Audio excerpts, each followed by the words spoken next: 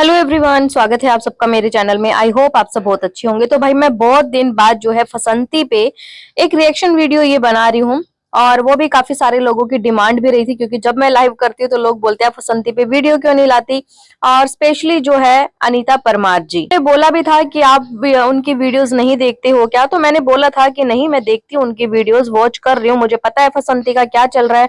लेकिन मैं भी अनीता जी के गाँव आने की वेट कर रही हूँ कि आखिरकार वो गाँव कब आती हैं। तो भाई अब बात कर लेते हैं सबसे पहले रवीना के ऊपर।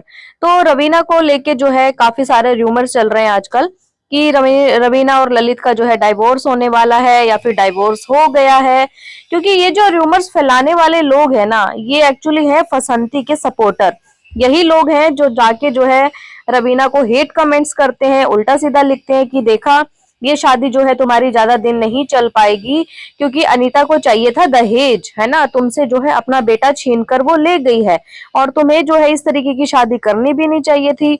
तुम तो कृष्ण भक्त हो, कैसे जो है वो लोग मांस मछली ये सब चीजें खाते हैं, उन लोगों के साथ तुम रह सकती हो। इसी पे जो है रवीना ने एक वीडियो बनाया था, और इन हेट कमेंट्स की वजह से वो लड़की बहुत ज्यादा परेशान हो गई थी, जिसके चलते वो रो भी रही थी। और उसने बोला भी था उसमें कि लोग मुझे डीमोटिवेट करते रहते हैं हमेशा से। लेकिन उसने अपने रिश्तों को लेके इस तरीके का कोई भी चीजें सामने नहीं बोली कि हाँ मेरा रिश्ता खराब हो गया है, ये हुआ है, वो हुआ है। जबकि ललित जो है वीडियो कॉल वगैरह पे बात भी करता रहता है। तो इसके पीछे का जो मेन मकसद है ना रवीना को परेशान करने का, वो है फसंतियां। मतलब फसंतिया को मतलब चैन ही नहीं आ रहा। पहले मतलब जेठ पे इल्जाम लगा दिए गंदे, उसके बाद उसके दोनों बेटों पे भी गंदे इल्जाम लगा दिए, घर से उन लोगों को जो है निकाल दिया। और उसके बाद वो लोग अपना घर छोड़ के दर दर की ठोकरें खा रहे हैं, कभी कहीं जा रहे हैं। सब लोग देख ही रहे हो 3 महीने से क्या हो रहा है। वो लोग एक जगह पे कहीं स्टे कर ही नहीं रहे, कभी वो कहीं जाते हैं, कभी वो कहीं जाते हैं, जबकि उनके पास गांव में अपना घर है। अपना घर होने के बाद भी उन बेचारों को वो जो उस फसंती ने झूठा केस लगाया था उसके चलते घूम रहे हैं। कि अनीता जी गई है प्रयागराज, तो प्रयागराज में उनके साथ जो है रवीना नहीं गई। इसको लेके भी बहुत सारे लोगों ने मुद्दा खड़ा कर दिया कि बहू को नहीं लेके गए, बहू को नहीं लेके गए, और इनका जरूर डाइवोर्स होने वाला है, तभी तो ये बहू से दूर है, ये है वो है। तो भाई जिसने भी नहीं देखा तो जाके एक बार इंस्टा स्टोरी रवीना की चेक कर लेना। रवीना भी प्रयागराज पहुंच गई है। हाँ, ये बात अलग है कि भाई रवीना जो है बस से गई है, क्योंकि उसने बहुत सारी स्टोरी लगाई है जो मैंने भी यहाँ लगा दी है कि एक बस चल रही है चंडीगढ़ से प्रयागराज, वहां उसने वो स्टोरी लगाई, फिर उसके बाद वहां की टिकट की स्टोरी लगाई, और फिर एक स्टोरी लगाई उसने प्रयागराज की कुंभ के मेले की, जहां पे जो है मतलब इवनिंग हुआ है, वो वाली स्टोरी लगाई। फिर अपनी स्टोरी लगाई कि जहां पर खुद रवीना दिखाई दे रही है। तो ये, हाँ, ये जरूर है कि रवीना उनके साथ नहीं गई, रवीना अलग गई है। अब उनके साथ क्यों नहीं गई, क्या ऐसा रीजन था? ये भी हो सकता है कि गाड़ी में जगह नहीं थी, 5 ही लोग गाड़ी में बैठ सकते हैं, क्योंकि वो 5 सीटर गाड़ी है, या तो यही वजह है। इन दोनों में से किसी ने भी अपने ब्लॉग में इस चीज को कंफर्म नहीं किया कि रवीना हमारे साथ क्यों नहीं आई। और हो सकता है कि आने वाली वीडियो में वो लोग इस चीज का जवाब भी दे कि क्यों रवीना हमारे साथ नहीं आई। लेकिन इसके पीछे जिन लोगों का मकसद है, उनका मकसद सिर्फ और सिर्फ ये है कि इनकी फैमिली को किस तरीके से तोड़ा जाए। क्योंकि बहू ने भाई सपोर्ट जो करा था अपनी सास को, अपने पूरे ससुराल को सपोर्ट किया था फसंती के अगेंस्ट। तो फसंतिया तो वैसे ही भैया, मतलब उसमें तो वैसे ही दिमाग नहीं है, पता नहीं वो औरत क्या करती है। और वो कहते हैं ना कि कर्मों की सजा इंसान को मिलती है, तो बस वो ले रही है। कहीं ना कहीं हर वीडियो में वो आए दिन एक्सपोज होती रहती हैं। आज का अगर आप लोग ब्लॉग उठा के देखेंगे तो खुद उनकी बेटी जो है अपनी माँ से बहुत गंदे तरीके से बात कर रही है। वो क्लिप मैं यहाँ पर लगा देती हूँ, आप लोग देखना। तो आप लोगों ने देखी होगी कि किस तरीके से इनकी बेटी जो है इनके साथ गंदा व्यवहार कर रही थी, कैसे बोल रही थी कि क्यों व्लॉग में ले रही हो, ऐसा कर रही। तो फसंती जी, मेरा सवाल आपसे ये है कि भैया आपके खुद के बच्चे तो तुम्हारी इज्जत करते नहीं है, और तुम बात करती हो अनीता जी के बच्चों की।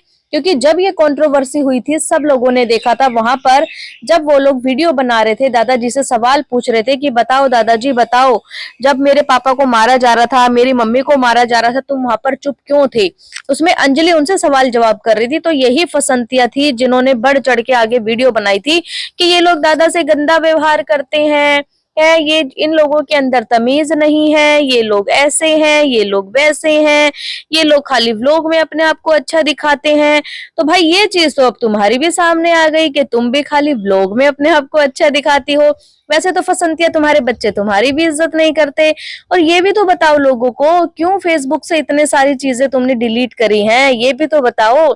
कि जहां पर तुम्हारा बेटा जो है गाली गलौज कर रहा था, दादाजी के साथ बदतमीजी कर रहा था, जब लोगों ने इस चीज को पकड़ा, लोगों ने आके बोलना स्टार्ट किया, तो वहां से जाके तुमने जो है वो व्लॉग ही डिलीट कर दिया। वाह फसंती वाह। कि इनकी जो है वो भैया डांस वगैरह आजकल कर रही है, माँ उनको जरा एक शिक्षा ये नहीं दे रही कि बेटा ये डांस वांस छोड़ के जरा पढ़ाई पे भी ध्यान दे लो, क्योंकि पढ़ाई के बिना कुछ नहीं है जीवन में। लेकिन जी नहीं, इनको तो भोजपुरी गानों पे डांस करना है खूब अच्छे से, क्योंकि आजकल हमारे वाईटी पे, इंस्टा पे आपको पता ही है क्या क्या चीजें वायरल हो रही हैं।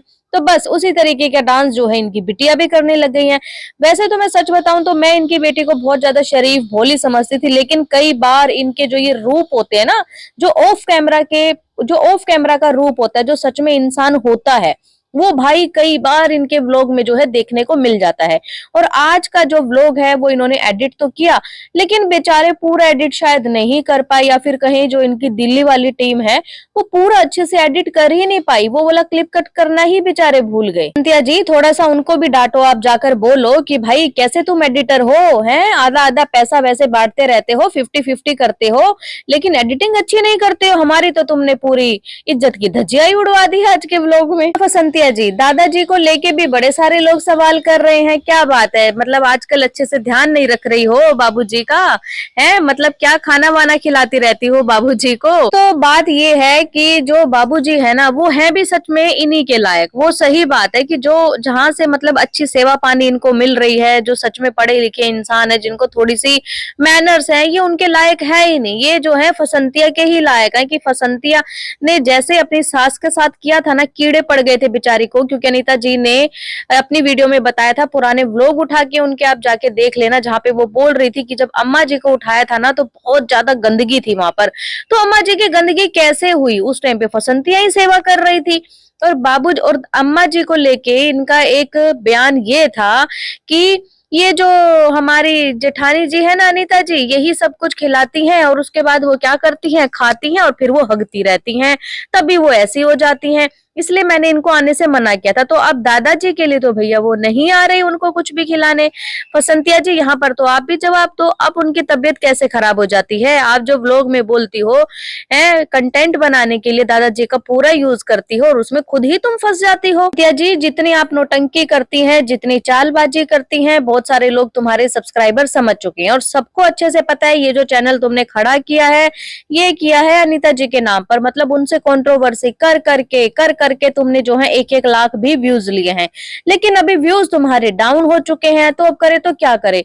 लेकिन अनीता जी इस वाले जो मैटर को ना बहुत अच्छे समझ चुके कि अगर मैं इस औरत को कभी भी जवाब दूंगी तो ये क्या करेगी, हमसे कंट्रोवर्सी करेगी और अपने चैनल को ग्रो करेगी।